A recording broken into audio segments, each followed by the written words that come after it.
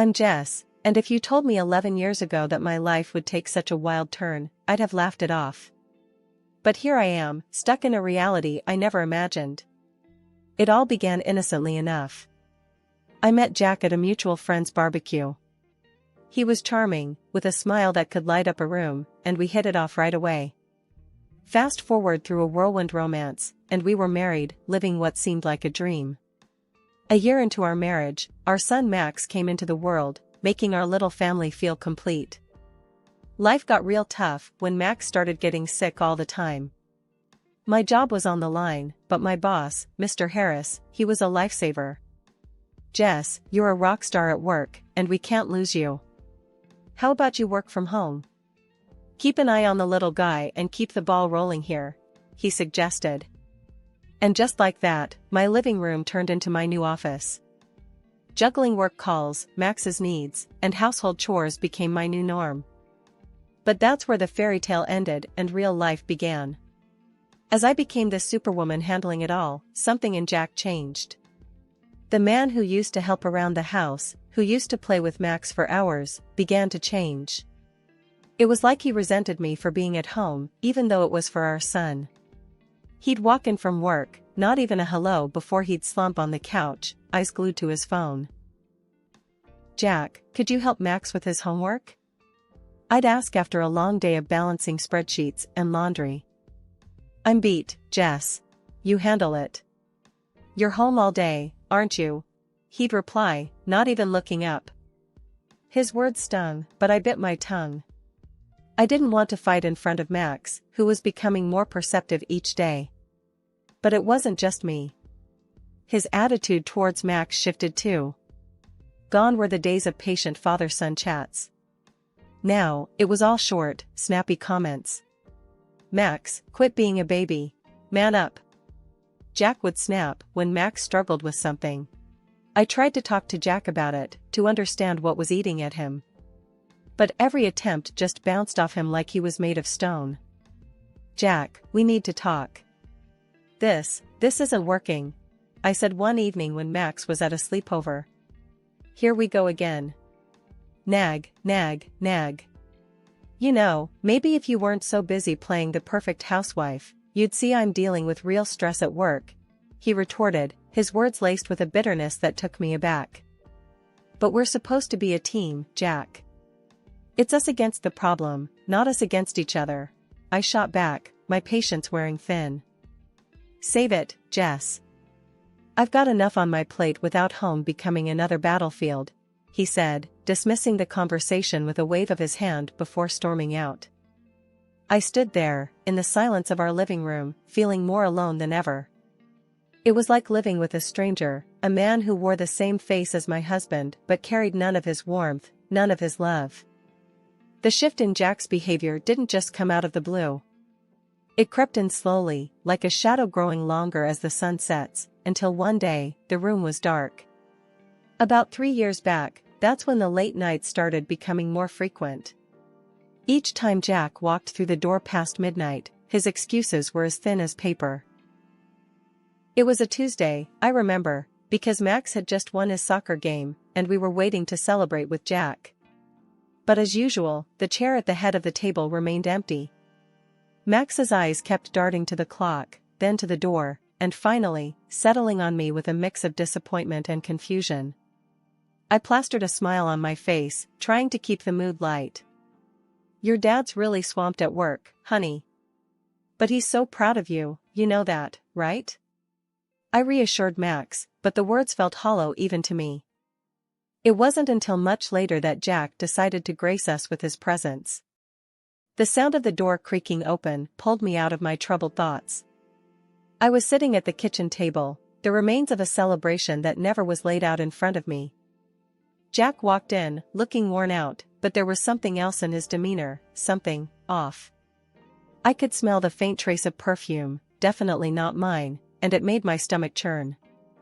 Jack, where have you been? Max waited up for you. He won his game today, remember? I tried to keep the accusation out of my voice, but it was hard. The game. Yeah, work, Jess. It's killing me. You know how it is. Jack mumbled, not even bothering to meet my gaze as he made a beeline for the fridge. No, I don't know, Jack. It seems like work is all you ever have to say these days. And what's that smell? Since when do your colleagues wear such strong perfume? I pushed, the words spilling out before I could stop them. Jack's head snapped up, his eyes narrowing. What are you implying, Jess? That I'm cheating on you? That's rich, coming from someone who's holed up here all day. The accusation stung, and I felt my face flush with anger. I'm here taking care of our son, our home, while you're out there doing God knows what. And it's not just the perfume, Jack. I found a strand of black hair on your jacket. Last time I checked, my hair was blonde. Jack let out a scoff, his ego inflating like a balloon. Oh, please, Jess. You're being paranoid. You think just because I come home smelling like someone else's perfume, I'm having an affair? Maybe you're just jealous. Maybe you still want me, huh? I was taken aback by his mockery. It wasn't like him. The Jack I knew would have reassured me, would have laughed it off and made me feel like a fool for even doubting. But this man, this stranger in my kitchen, he was egging me on, almost enjoying it. You think this is funny, Jack? Our marriage is hanging by a thread, and you're standing there making jokes? What happened to you? My voice broke, the frustration and hurt I'd been bottling up finally spilling over. Jack shrugged, his expression cold and detached. Maybe I've just had enough, Jess. Enough of this domestic bliss you keep trying to shove down my throat. I'm out there busting my ass every day, and I come home to this nagging and suspicion. You want to know where I've been? Out, where I don't have to deal with this crap. With those words, he grabbed a beer from the fridge and headed towards the living room, leaving me standing there, a mix of disbelief and anger coursing through me. As I heard the TV flick on, the familiar sound of laughter from some late-night show filling the house, I realized that the gap between us had grown too wide to bridge with mere words. The day started like any other, with Max's laughter filling the house as I juggled work and household chores. But a call from Mr. Harris changed everything. Jess, we need you in the office today. Big client coming in, and we can't do this without you, he said. I was torn. Max was down with one of his fevers again, and with Jack's unpredictable schedule, I couldn't just leave our son alone. I called Jack, hoping he'd understand the urgency. Jack, it's important. Mr. Harris needs me at the office. Can you come home early today? Max isn't feeling well. Jack's response was a cold splash of reality. Are you kidding me, Jess? You know I can't just leave work in the middle of the day. Handle it, like you always do. His words stung, but there was no time to argue. I called Helen, Jack's mom, and thank heavens, she agreed to help. Of course, dear. You go and take care of your work. Max will be fine with me. The meeting was intense, but we nailed it. Mr. Harris suggested celebrating at a nearby restaurant, and though my mind was at home with Max, I couldn't refuse. We settled into our seats, the clinking of glasses and the murmur of conversations around us. But as I scanned the room, my heart dropped. There, in a dimly lit corner, was Jack, his hand on another woman's, their heads close together in intimate conversation. I felt like I'd been punched in the gut. Mr. Harris noticed my pale face. Jess, are you all right? You look like you've seen a ghost. I shook my head, not trusting my voice. I need a moment, I managed to say, my legs shaky as I stood up. I headed to the restroom, my mind racing. This couldn't be happening. Not Jack. Not us. But the truth was right there, laughing and flirting over candlelight. I splashed water on my face, trying to calm the storm inside me. As I looked in the mirror, a fierce determination replaced the shock. I wouldn't let this slide. Not this time. Back at the table, I apologized to Mr. Harris and the clients. I'm sorry, I need to take care of something urgent. Please excuse me. I left the restaurant, my mind a whirlwind of hurt and anger. Jack didn't even notice me leave, so engrossed was he in his affair. I made it home, my hands trembling as I opened the door. Helen was there, her concerned eyes meeting mine. "Is everything all right, dear?" I couldn't spill it, not then. "Just a rough day at work, Helen. Thanks for watching, Max." Helen gave me a knowing look. "Anything you want to talk about?" I forced a smile. "Nothing to worry about. Just work stuff." "Thanks again, Helen." After Helen left, the silence of the house wrapped around me. The image of Jack with that woman replayed in my mind. But I wasn't about to let anger take the wheel. This fury was fuel. Jack had made his choice, and now it was my move. The game had shifted, and as the night crept in, a plan began to form. A plan to make sure Jack regretted betraying the family he took for granted. The next morning felt heavy, like I was carrying a weight around my heart. Jack had left early, his usual routine, acting like nothing was wrong. But everything had changed for me. As I watched Max play, his innocence a stark contrast to the mess of our lives, I knew I had to act. But how? I couldn't just confront Jack without proof, and my word against his wouldn't hold up. I remembered a conversation with a friend about a private detective they had used. It seemed like a drastic step, but desperate times called for desperate measures. I waited until Max was settled with his video games, then I made the call. "Hello, is this Mr. Reynolds?" I asked, my voice barely above a whisper. "Yes, this is he." "How can I help you, ma'am?" came the reply, professional and to the point. I took a deep breath. I need your services. I suspect my husband is involved with someone else. I need proof." Mr. Reynolds was all business. "I understand, ma'am. We handle these cases with utmost discretion. Can you tell me more about your situation?" I poured out the details, the late nights, the perfume, the restaurant incident. Mr. Reynolds listened without interruption, then said, "We can start surveillance on your husband immediately. We'll gather evidence and keep you updated. My fee is—" I agreed without hesitation. The price didn't matter, I needed the truth. Days turned into weeks, and each time Mr. Reynolds sent over photos or snippets of conversations, my heart sank a little more. Jack with the same woman, at restaurants, at a park, and once, chillingly, at a jewelry store. It was like watching a train wreck in slow motion, each piece of evidence a brutal confirmation of Jack's betrayal. One evening, as I sat staring at the latest set of photos, Max came up to me. "Mom, why are you sad? Did something happen?"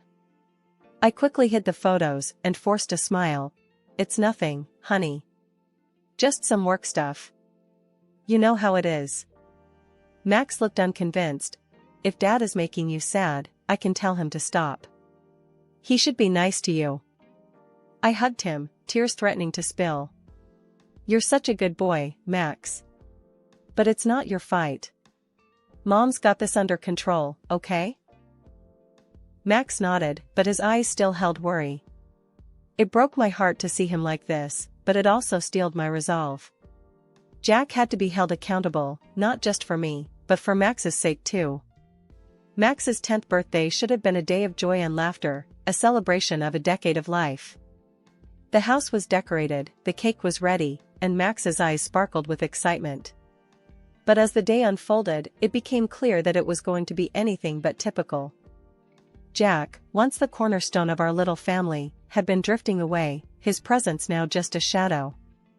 This day was no different. "Jess, work slammed.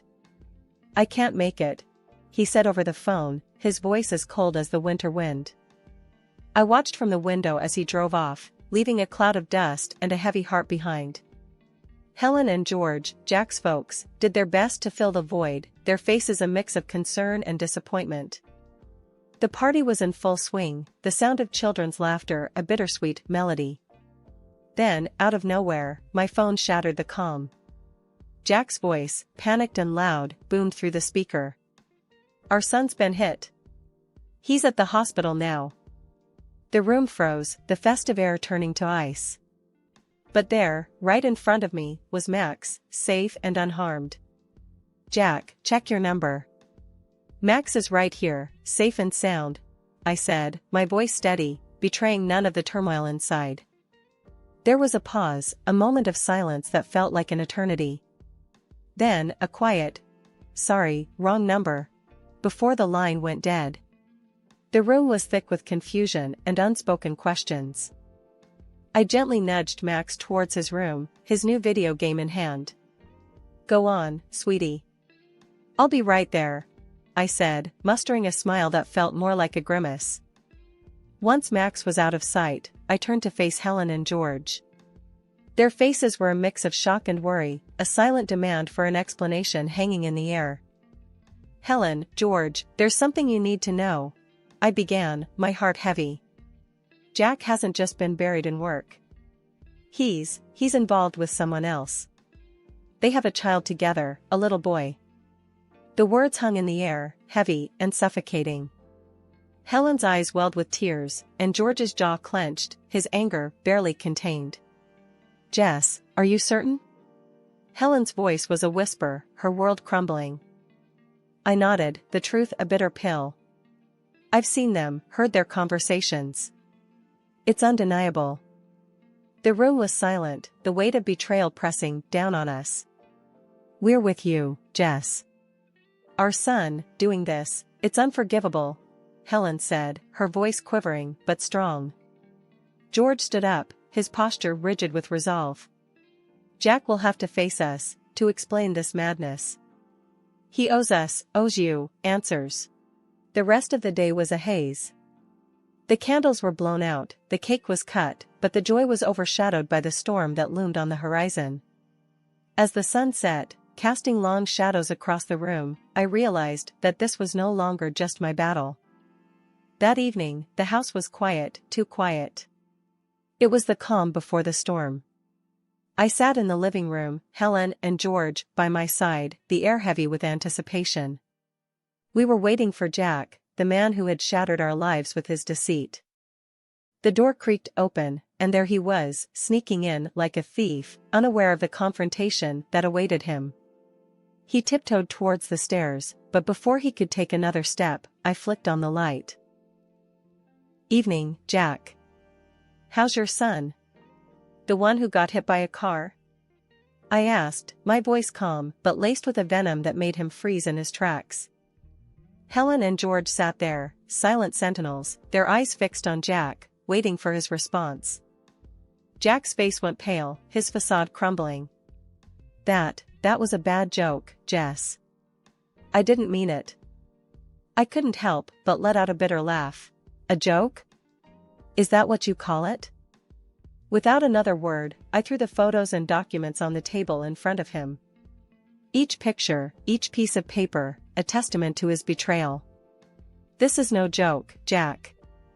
This is your other life, laid bare for all to see." Jack's eyes darted from the photos to his parents, the magnitude of his actions finally sinking in.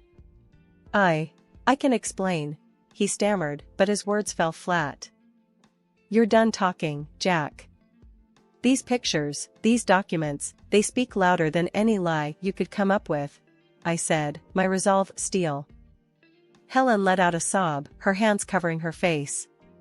George's expression was stone, his disappointment a tangible force in the room. "To think our son would stoop this low," he muttered.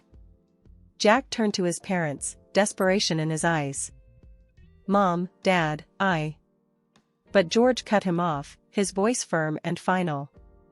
"You've made your bed, Jack. Now you lie in it. I'm cutting you off. Everything you would have gotten goes to Max." Jack looked at me, a last-ditch plea in his eyes. "Jess, please. I'll do anything. Don't do this." But the time for mercy had passed. "You had your chance, Jack. Now it's time you face the consequences. I want a divorce, and I'll make sure you pay for every heartache you've caused." The room was silent, the finality of my words hanging in the air.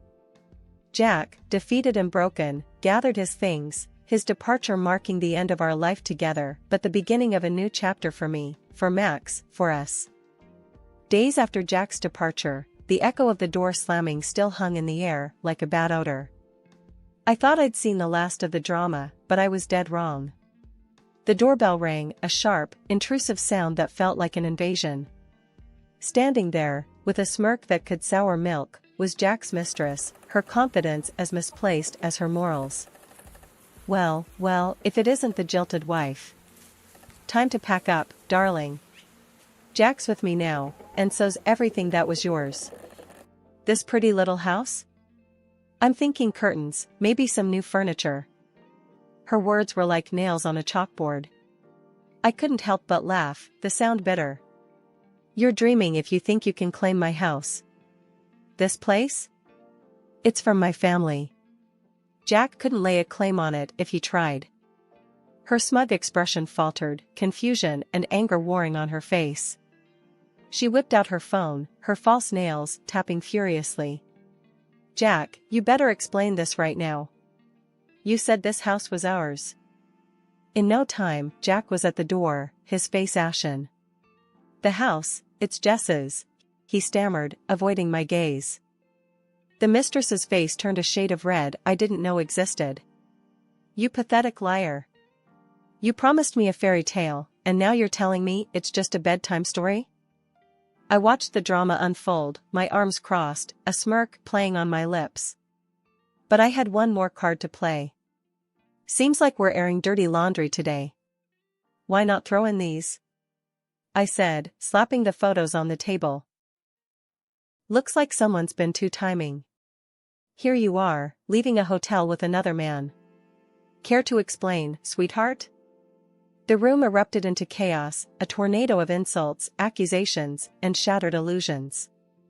I stood there, the eye of the storm, watching the destruction. Thinking of a paternity test, Jack?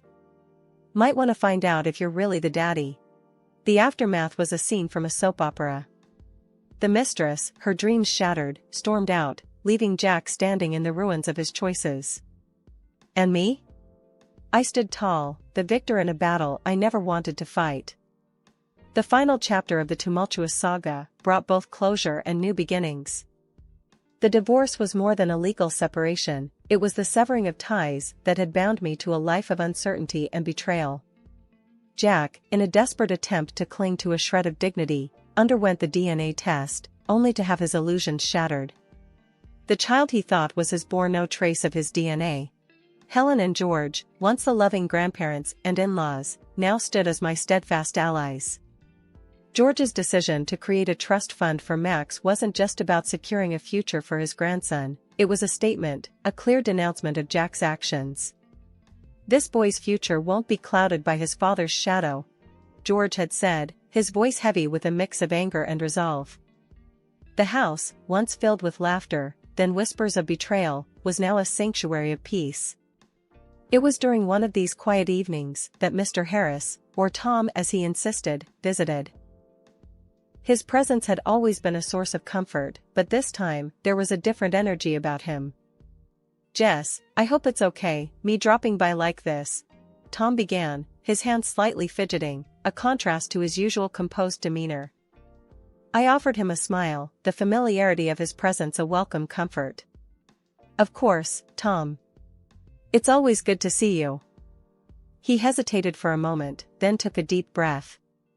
Jess, I've been doing a lot of thinking, especially after everything that's happened. I've seen you handle life's curveballs with such grace and strength. It made me realize something I should have acknowledged a long time ago. The air felt heavy, charged with unspoken words and emotions. Tom, what are you trying to say? His gaze met mine, earnest and unwavering. I love you, Jess. Not just as the brilliant colleague you are, not just as the friend who's been by my side.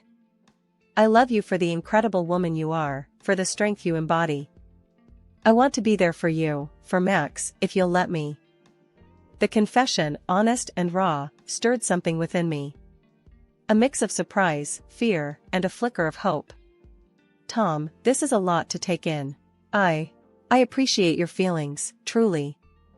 But I need time to process, to understand what this means for me, for Max, for us. Tom nodded, understanding, etching his features. Take all the time you need, Jess. I'm not going anywhere. I just wanted you to know how I feel, to understand that whatever the future holds, I'm here. As he left, the silence of the house enveloped me. The words we'd exchanged echoed in my mind, a gentle yet profound reminder that life still had surprises in store, that maybe, the end of one chapter was simply the beginning of another.